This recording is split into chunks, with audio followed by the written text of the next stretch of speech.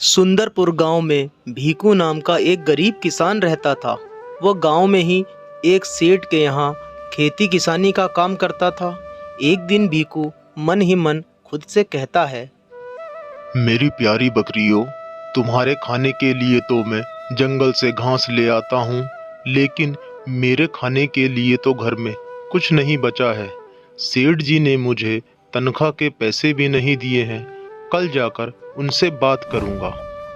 और अगले ही दिन भीकू सेठ जी के घर की तरफ निकल पड़ता है, मन ही मन ये सोचते हुए कि आज सेठ जी से कुछ काम के पैसे ले लूँगा और घर में खाने पीने का सामान ले आऊँगा।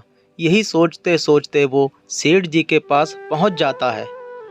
भीकू को देखते ही सेठ जी उससे कहते हैं, अरे भाई भीकू, क्या बात है? सुबह सुबह काम पर जाने की बजाय तुम मेरे घर आ रहे हो? क्या बात, आज काम करने के लिए खेत पर नहीं जाना है क्या, जो सीधा मेरे घर आ गए हो? बताओ तो। सेठ जी, ऐसी कोई बात नहीं है कि मैं काम पर नहीं जाना चाहता। मैं तो कभी काम से छुट्टी करता ही नहीं, लेकिन मैं यहाँ आज इसीलिए आया हूँ कि मेरे घर में खाने के लिए एक भी दाना नहीं है। इसीलिए मैं आपसे थोड़े पैसे लेने आया हूँ सेठ जी। अच्छा, तो ये बात है, इसीलिए तू आज यहाँ सुबह सुबह मेरे घर आया है। देख भीकू, पैसे तो मेरे पास है नहीं, लेकिन मैं शाम तक तुझे खाने के लिए कुछ ला दूंगा। अभी तू काम पर जा। ठीक है सेठ जी, जैसी आपकी आज्ञा। मैं अभी खेत पर निकल पड़ता हूँ काम के लिए। वैसे भी मुझे खेत पर बहुत काम करना है। अब मैं चलता हूँ सेठ जी। भीकू बड़ी मेहनत के साथ खेत में काम करने लग जाता है। बारिश हो या आंधी, भीकू बड़ी लगन के साथ ही अपना काम करता है। भीकू चूंकि एक मेहनती किसान था।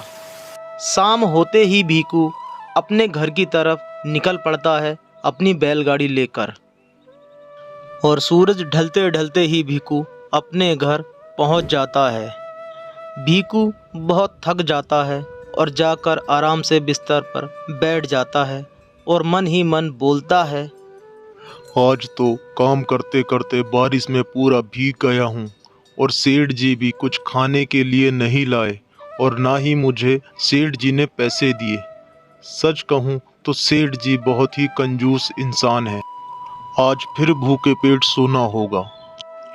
और इस तरह बेचारा भीकू पूरा दिन काम करने के बाद थका हारा भूखे पेट ही सो जाता है।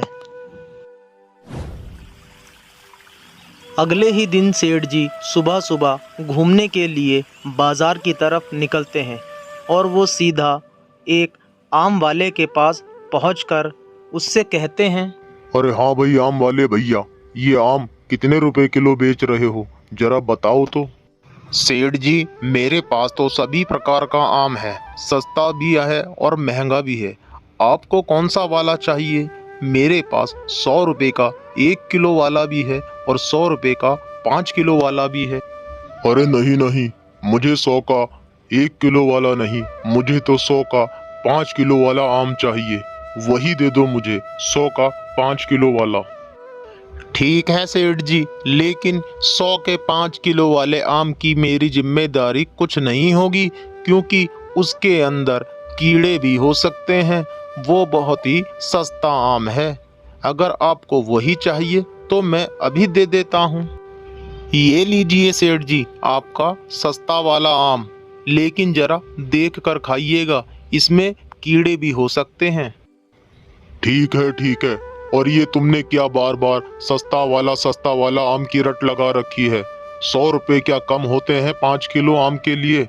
और हाँ, आगे से और कोई सस्ता आइटम आए तो मुझे बताना।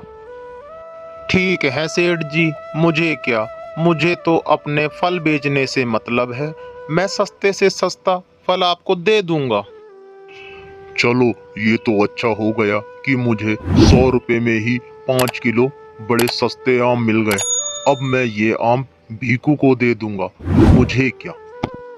सस्ते आम लेकर सेठ जी मन ही मन बहुत खुश हो रहे थे और आम लेकर वो सीधा अपने घर जाते हैं।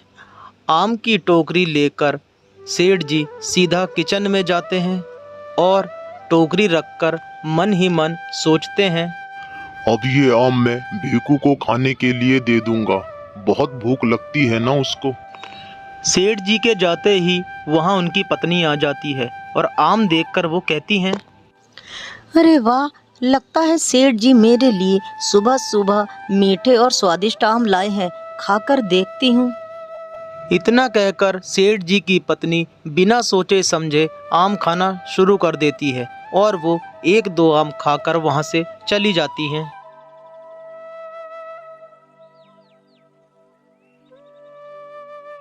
आम खाने के बाद सेठ जी की पत्नी अपने कमरे में आ जाती है और आकर बैठ जाती है और थोड़ी ही देर बाद वो कहती हैं, अरे ये अचानक से मेरे पेट में क्या हो रहा है? मुझे दर्द महसूस क्यों हो रहा है? मैंने तो ऐसा कुछ भी नहीं किया जो मेरे पेट में दर्द होना शुरू हो गया। दर्द की वजह से सेठ जी की पत्नी लेट जाती हैं और तभी सेठ जी आते हैं। अरे मीना, क्या हुआ? सुबह सुबह इस तरह सो क्यों रही हो? ये कोई सोने का समय है क्या तुम्हारा? अरे आपको क्या बताऊं, मैं सो नहीं रही। सुबह सुबह जो आप आम लेकर आए थे वो आम मैंने खाया और तब से मेरे पेट में दर्द हो रहा है। क्या क्या क्या कहा तुमने? मैं जो आम लेकर आया था वो आम तुमने खा लिए? अरे पागल हो क्या? वो आम तो मैं भीकू के लिए लेकर आया था, वो तो सड़े हुए आम थे। वो आम तुमने क्यों खा लिए? ये मुझसे क्या हो गया? सेठ जी अपने किए हुए पर बहुत शर्मिंदा थे। अब उन्हें एहसास हुआ कि वो कितना गलत कर रहे थे। मुझसे बहुत बड़ी गलती हो गई।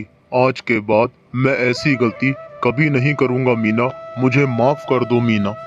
देखा आपने, आप ये सड़े हुए आम भीकू को खिलाना चाहते थे लेकिन गलती से मैंने खा लिए। याद रहे, किसी का अगर हम बुरा सोचते हैं तो हमारा बुरा होता है। तो इस कहानी से हमें ये सीख मिलती है कि जैसा हम अपने लिए सोचते हैं वैसा ही हमें दूसरों के लिए सोचना चाहिए।